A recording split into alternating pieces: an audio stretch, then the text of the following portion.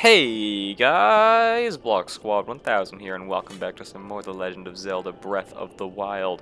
In the last episode, we arrived in Rito Village, and we learned about what happened with Rivali and how he kind of hates our guts, because we were chosen to be the appointed knight, and he's more skilled than we are, apparently. So he kind of hates us.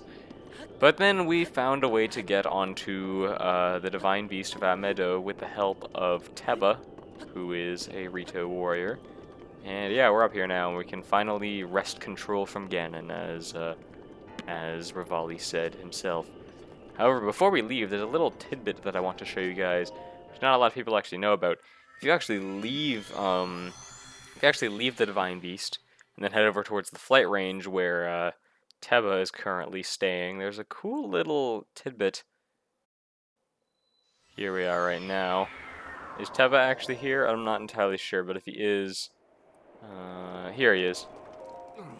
You. Can't believe it got me. Like it's in worse shape than I thought. I was so close to stopping Divine Beast Medoh. Damn it! Yeah, that's actually kind of interesting. That's the only ever recorded cuss word in a Zelda game. I know, I mean, damn it isn't really a cuss word or anything, but I don't know, I find it kind of interesting that Nintendo put it in there. Because, you know, they're usually pretty touchy about that kind of stuff. They don't really like putting any sort of naughty language in their games. But, I mean, to be fair, it is incredibly well hidden, so I guess unless you went out of your way to try to find it, it's kind of hard to find. But, yeah, it's kind of interesting. Okay, back on the Divine Beast, where we're actually trying to do stuff, we can finally get started on this. So, Rivali told us to initially go and try to get ourselves a map, which is at the very back, so we're gonna go head over there. I intend to complete the entire Divine Beast this episode, because the Divine Beasts in this game, I'll explain them in a little bit, but they can be completed pretty quickly. I'm just gonna open this chest right here, Crystal Core, and snipe that. Yeah, there's a lot of malice chilling out inside these places, so you gotta be able to clear it all out. There's a Guardian Scout right here. Don't let it hit us. There we go.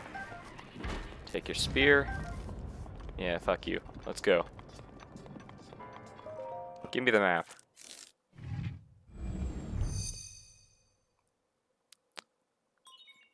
Sheikah Slate authenticated. Distilling map of Divine Beast. This is the main thing that makes Divine Beast stand out a lot compared to previous Zelda games. First of all, there's the fact that you get your map right at the beginning instead of about like a little bit into the dungeon, but you get 3D maps. The maps aren't just 2D, they're actually fully 3D. Divine Beast controls have been enabled. And that's not all. Just wait till... You'll need to look closely at your map of the Divine Beast. The terminals that will activate Medoh are marked by those glowing points. You'll need to activate all of the terminals to take back control. Okay. Think you're up to it? Hey, I'm the hero of legend. I'm pretty sure I can handle this. So, I completely missed that in the corner the first time I played this game. And it screwed me over real bad. You open up the map, and here's the thing that makes these dungeons so different. Not only are there 3D maps, you can move them using the terminal controls. You can alter each Divine Beast in a specific way to make them move around. I completely missed that, and it took me like a very long time to figure out you could do that. So the first time I did a Divine Beast, it took me an embarrassingly long time. But the dungeons in this game are very, very different compared to the previous games. They're designed to be very, very short. They can be completed in about 30 minutes each, actually.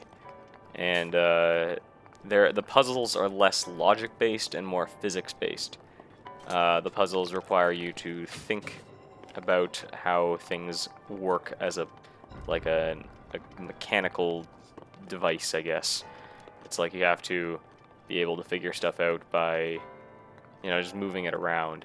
So I believe if we hit that, it'll open in the window and bring this in. Now what we're going to want to do is flip this, and I think we need to bring out stasis. Oh wait, no, we want to bring out magnesis here. And we want to hold it just right so that it doesn't go falling down. Now, that big hammer thing should go down. And yeah, it hits the button and opens up that. There we go. So we are going to go activate that terminal now. Oh my god, I almost got crushed there. Shit, man. Chica Slate authenticated. There are 4 terminals remaining. Still a ways to go. Yep. So, now here's the thing. A lot of people did not like the Divine Beasts. For most people, a lot of people really, really love this game. A large number of people consider it to be one of, if not the best Zelda game out there, myself included. But I'm pretty sure most people can agree that the dungeons are one of the weakest aspects of the game. They got rid of traditional dungeons in favor of Divine Beasts, as well as shrines, and I think there's enough dungeon content to keep me satisfied. But the thing is that there aren't any like full, big, massive, sprawling dungeons that require a lot of thinking and stuff like that to complete. Instead, it's just like 120 really, really tiny shrines, 4 moderately sized dungeons. That's pretty much it.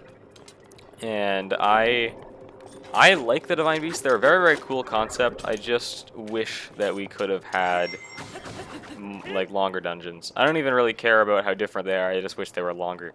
The other thing people don't like about them is how all the Divine Beasts have the same, they have the same type of aesthetic. They all have this ancient Sheikah aesthetic.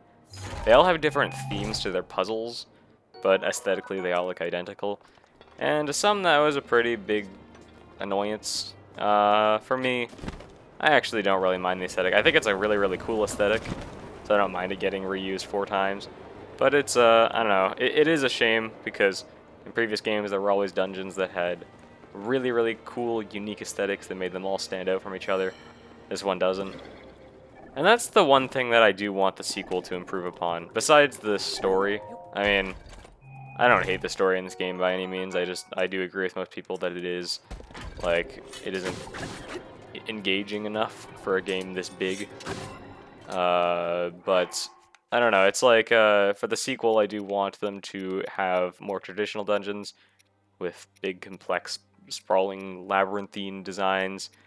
And then I also, of course, want a more complex story. And so far, it seems like the story of the sequel is going to be more interesting, but based on what we've seen. But I don't know about the dungeons. We'll have to see.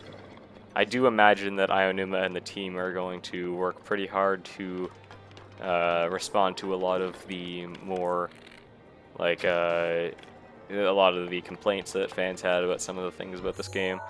We'll see. Because Ionuma does like to do that. He likes to take feedback from fans and then try to fix games the next time, you know? Okay, so that was completely wrong. I don't know why... I don't know where I'm supposed to go with this. Do I open this? Yes, I do. Okay. That makes more sense. I suppose I might have to lower the... Oh, God. Now I can't even go up here. I suppose I'll have to lower this. Okay. Go up. So yeah, and after that very, very long explanation of Divine Beasts, we can go and activate this terminal. Is that our second or our third one? It's our second one, I think. There are Yes. 3 terminals remaining. Keep going. You betcha, Mr. Birdman. Mr. Big Bird. Okay, this next part is pretty cool, actually. I like this quite a bit. You drop a bomb in here. Oh, now I dropped the bomb in there. And I suppose we have to lower this just to make it go faster. You're supposed to blow up the big rock there. And then here's where things get kind of interesting. You're supposed to drop another bomb in there and then use the wind to shoot it over there. And then once it gets over there, you blow up the wall over there. And there's a big magnet ball behind it. And then can you guess what you're supposed to do now? You're supposed to send the ball down here, get out your magnesis, and then as it's falling down, you grab it in mid-fall. Get going, ball. Come on, you're taking a while. There you go. Oh, whoa. Don't crush me, please. We're going to move it over towards the designated area right there, and now we're going to send it back down. Pretty cool puzzle. Yeah, the only thing I don't like with it, the main thing I don't like with the Divine Beast is how the puzzles are really, really cool in the first playthrough, but once you've solved them, on the second playthrough, it's kind of a joke. Then again, the same could be said about most Zelda games, but I mean, most Zelda games, besides this game, have much longer dungeons, which make it easier to forget the solutions to some puzzles. Meaning that dungeons can still have as much of an impact on later playthroughs as they do on the first. In this game, there isn't quite that much of, like quite that level of satisfaction. There are 2 terminals remaining. You're almost there. Yes, I am. But yeah, besides the fact that the dungeons aren't my favorite, I still do like the concept of them quite a bit. They're very unique, and I want to see a concept like it explored again in a future Zelda game. Just better, I guess. Something that appeals more to everyone. I mean, I'd love it if we just had Divine Beasts, but they're bigger and had more unique aesthetics.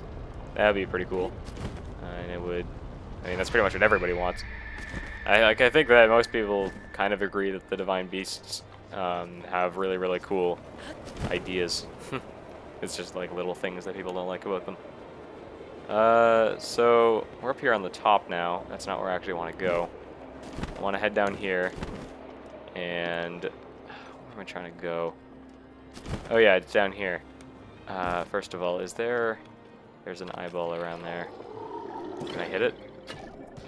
Apparently not. Apparently not. Damn it. Frick. I cannot hit it. I'm just getting mauled by these cursed bokoblins. That's what they're called, I think. Okay, I think the option that we're going to have to settle with is... Get up! Ah, crap! Okay, I think what we're going to do instead is just hover over here and now shoot that. You know what, that's kind of cheating, but I don't really care. This next part, there's a multitude of ways to do it, but the way that I think you're intended to do it is, first of all, get rid of that. But what you want to do is lower this, and then jump off this little bridge right here. Or not really bridge, but just ledge. By the way, if you fall off, you don't go all the way back down to the earth. You'll respawn back on top of the Divine Beast. It's actually a separate load zone when you're inside of a Divine Beast. It's one of the only times whenever you're not on the actual overworld. Kind of interesting, I guess. Just 1 terminal remaining. What do you know? Yeah, what do you know, indeed? I do actually kind of wish that you could just jump off and then you could arrive back on the Earth. That'd be kind of cool. But it's obvious why they did it the other way, because we fell off. Take a while, you'd have to come all the way back up, and I don't think people really want to sit through that. In fact, I just fucked it up myself, so I guess we gotta do that anyway. Damn it. According to this one video that I saw, I believe it was by Boundary Break, he actually analyzed the map when you're inside of a Divine Beast by manipulating the camera. And apparently, when you're inside of a Divine Beast, they just sort of make everything much lower resolution on the Earth. So everything is to scale, but it's like much more low resolution. So if you went over towards a village, it would just look like a clutter of stuff or something like that. Not entirely sure though. Okay, we're gonna shoot that. And you're supposed to ride that cage over, but it's already here. Oh crap, no, no, fuck! Ah! Damn it! You stupid traitor! That was kind of annoying. Okay, let's just go again. That was kind of dumb. Okay. Up here is the last terminal. There we are. Solution solved. That took 14 minutes. Even... That was the last terminal. Now you just need to start the main control unit. I want you to take a good look at your map. There should be a new glowing point on there. Well? Back to it. Bird puns. So, oh wait, there's a chest right here. So you might have noticed, I haven't pointed it out though, but the music evolves as the dungeon goes along. It's pretty cool actually. Fun fact, when you first enter the dungeon, it's kind of unnoticeable, but there's a very, very faint SOS signal playing in the background. I think it's a very, very cool detail, and it shows just how much like thought was put into little stuff like that. Okay, we are going to head up towards the top. We've finally gotten all the terminals. So that only took 14 minutes, so as you can see, these dungeons are very short compared to previous Zelda games. But I do think that this one is noticeably shorter than the others. I think that this is... Most people consider this the best dungeon to start with, because of a couple of reasons. First of all, it's technically the easiest in terms of puzzles, and the boss we're about to fight is probably the easiest in the game. But then also, the ability you get is very good for the early game, so... I'm just going to heal up right now. I'm going to eat that. Screw it, I'm just going to eat the baked apple. Kind of a waste, but whatever. Anyways, let's get out a good weapon. Perhaps Guardian Sword. Okay.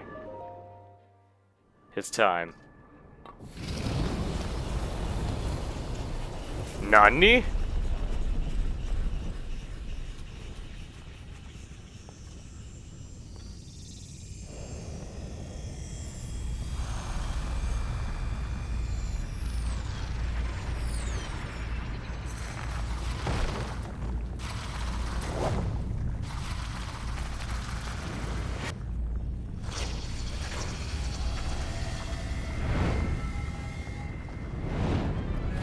Everybody, I'd like to introduce you to the Scourge of the Divine Beast, Medoh, Windblight Ganon.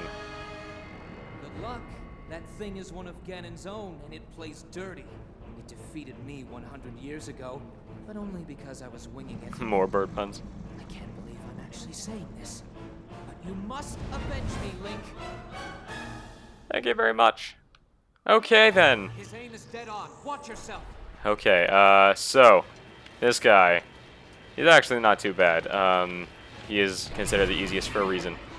The Blight Ganons are made out of malice, in case you... Oh god, yeah, he shoots tornadoes at you. So the Blight Ganons are made out of malice, and they're essentially Ganon's puppets almost. So, I am not doing alright, I almost died there. So, the main strategy when fighting these guys is the same thing you do when fighting Guardians, and that is, oh god, shooting them in the eye. Doing that a couple times will stun them, and you can get a bunch of... Ow! You can get a bunch of hits in. You know what? I'm just gonna eat this, get some extra hearts. As you can see, I just knocked him down, and then you can get a bunch of hits in. The bosses in this game, they aren't too hard, actually. There's one boss which is considered to be pretty hard in the desert area, but this guy in particular is kind of easy. They did sort of up the difficulty quite a bit compared to previous games in terms of bosses, because they don't really require any sort of gimmick. They don't require you to fight them by using an item or something. You just have to fight them using your ability. Like, you fight them just using whatever you have. And I kind of like that quite a bit. It's something they've tried in a couple of Zelda games, like Oracle of Seasons. Ow. So, yeah, Oracle of Seasons was a game where most of the bosses require you to just fight them with skill instead of with items. In this game, though, it's like, yeah, they do require you in some cases to use items, but most of it is just you fighting them. And you'll see what I mean in just a moment once you get down to half health. Okay.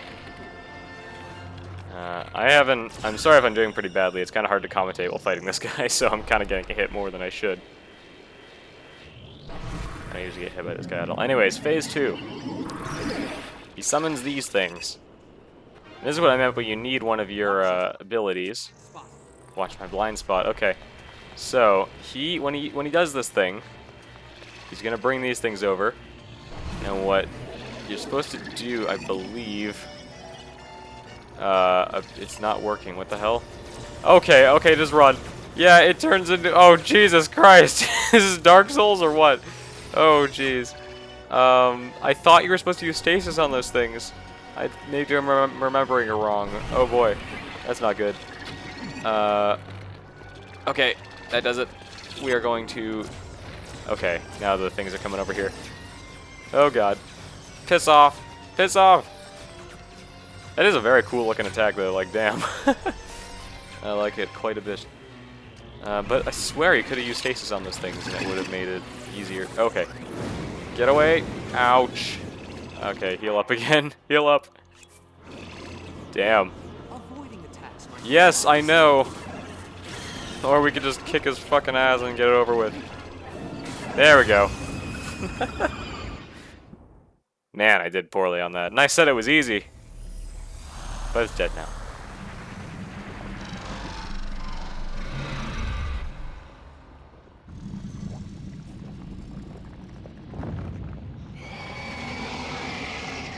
It uses the same voice clips as the cleric beast from Bloodborne, I just realized. That's probably not important. He's spewing malice.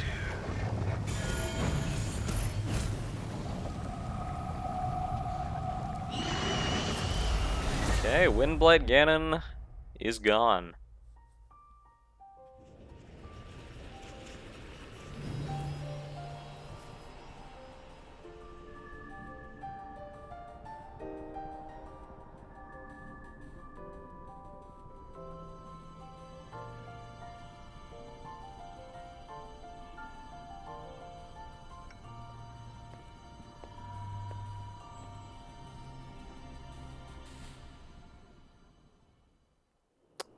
Okay, let's pick up the heart container, as per tradition. Get another heart, and now, everybody, here's the deal. Once you activate the main control unit, you will not be able to re-enter the interior of this divine beast. That's right, unlike previous Zelda games, you absolutely 100% cannot re-enter previous dungeons. So if you have missed anything in this dungeon, go back and do it. However, for me, I don't really care about any of the chests I might be missing or not, so let's just get it over with.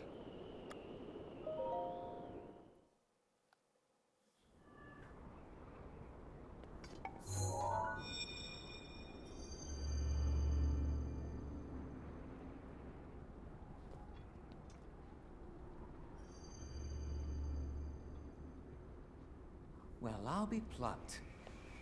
You defeated him, eh? You're damn right I did. Where the hell were you?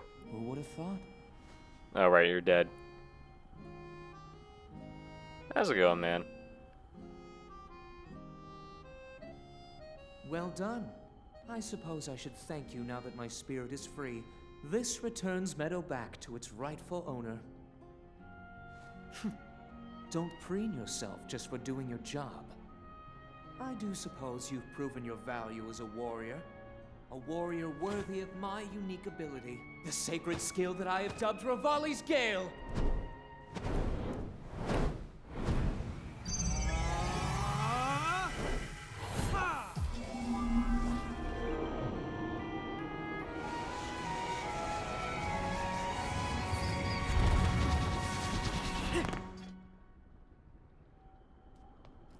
It's now time to move on and start making preparations for Medoh's strike on Ganon.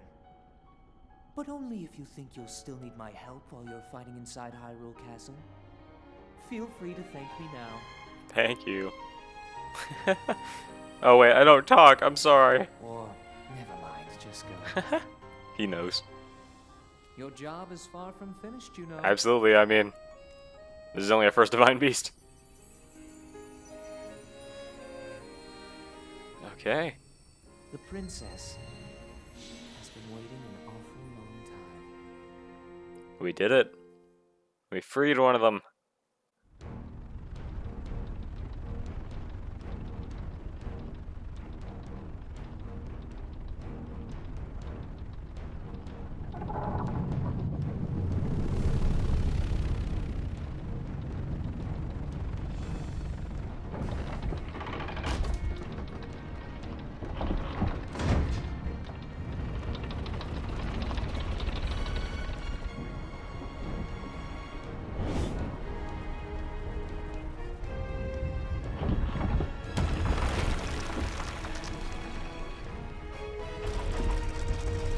How the fuck is that thing able to stay supported like that?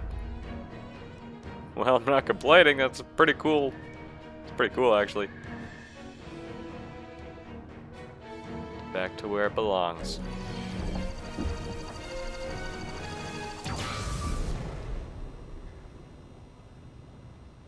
Medoh's sights are now set. You'll have a precise speed on Ganon from this vantage point. And when the time is right, give him everything you've got. Now we wait for that perfect moment. Medoh, we've been artfully patient for the last 100 years. I doubt you'll suffer a feather over a few more moments.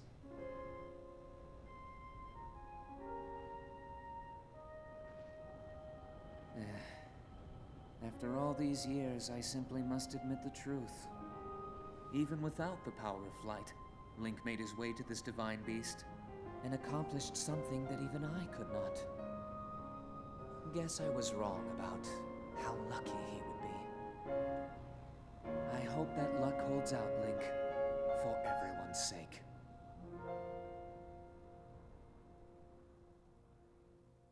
Damn. Okay, I'm glad we were able to prove him wrong. Okay then, here we are. Now everybody get introduced to one of the most useful abilities in the game. Revali's Gale. A blusterous power born from the spirit of the champion Revali. Creates an updraft that carries you into the sky. Activate by charging jump with X. Yes. If you press X, and then hold it down, and then release it, you will get sent flying up in the air. I don't really want to waste it right now, though, because we have no real reason to use it just yet. In the meantime, though, we are going to go talk to this guy, Mr. Canali. You have done it, and you survived at that. You conquered Divine Beast of Medoh. To think the beast has taken up roost at the top of the village. It looks simply divine. If the legends are true, the light from the Divine Beast will ravage the calamity. For now, Divine Beast of Medoh will become the protector of this village and live on in legend, alongside you. Ho ho ho! Oh yes, of course, I must reward you properly. Feel free to take what you find in that treasure chest. You will get more use out of it than I. What you did was miraculous. I should expect nothing less of one from the bloodline of a champion. Why, you are almost the equal of the very Hyrule champion who fought with Master Revali 100 years ago. All you lack is the sword that seals the darkness. If you had the sword that seals the darkness in your possession, you would be the splitting image.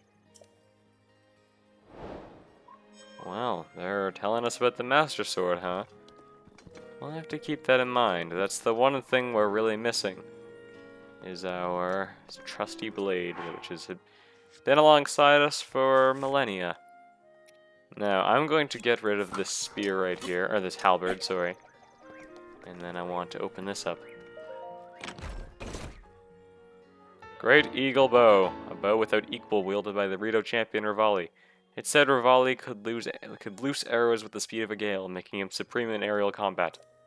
I don't know why I got rid of the fucking halberd, because I wasn't thinking clearly, but anyways, that is Revali's own weapon. Every time you clear a Divine Beast, you will obtain the weapon used by the Rito champion, who piloted it. And, sorry, not the Rito champion, just the champion that piloted it. In this case, it is the Rito champion. And, so the interesting thing about it is that it will break just like any normal weapon. It is slightly more powerful than most weapons, but it still breaks. However, the way to get a new one is to craft it by talking to a certain person around here. In this case, it is, where is he? It's this guy, Hearth. He will make a new one for you using some new materials. Now then, the other important thing is now we may have noticed, you may have noticed that, where can I see it? You may have noticed that there's a giant beam that's now shooting out, yeah, in that direction, towards Hyrule Castle. Every time you clear Divine Beast, there will now be a giant beam heading in that direction, signifying that you have cleared one of them. And I'm glad that it's not too intrusive. You know, it doesn't really stand out too much unless you look at it. At night it does look pretty cool, though. But yeah, that's everything new. Thank you guys so much for watching this episode of The Legend of Zelda Breath of the Wild. Next time, we might chill out around here in Rito Village and clear some shrines. And then, I don't know, I guess we'll see what the next direction we want to head out in is. We could head out towards the desert, but I kind of want to save that for later on. I think that the best bet for now would be to head towards Death Mountain, which is right here, and see the Gorons. I think that would be a good place to head off to. See you guys later. Bye.